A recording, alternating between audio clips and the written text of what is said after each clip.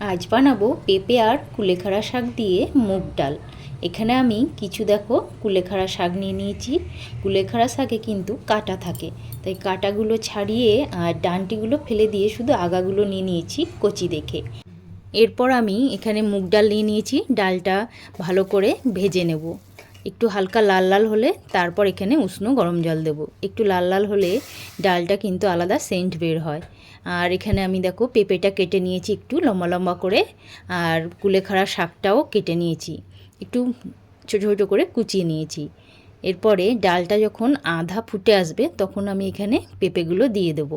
পেঁপেটা দিয়ে ডালটা আর পেঁপেটা যখন সম্পূর্ণ ফুটে যাবে তখন আমি এখানে দিয়ে দেবো কুলেখাড়া শাকগুলোকে।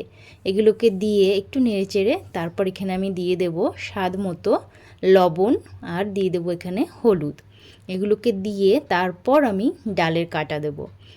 ডালটা কিন্তু আমি পুরোপুরি মিহি করব না, একটু হালকা ডালগুলো যাতে একটু গোটা থাকে এরকমভাবেই ডালে কাটাটা দেব।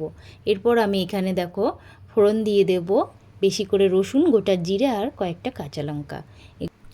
এগুলোকে ফোড়ন দিয়ে একটু নেড়েচেড়ে রসুনটাকে একটু হালকা লালচে ভাব এলে তারপর আমি ডালের মধ্যে এগুলোকে দিয়ে দেব। এইভাবে কিন্তু কুলেখাড়া আর পেঁপে দিয়ে ডাল রান্না করলে কিন্তু বেশ ভালো লাগে খেতে। আর এটা বেশ উপকারী কিন্তু, কারণ কুলেখাড়া আর পেঁপে দুটোই উপকারী।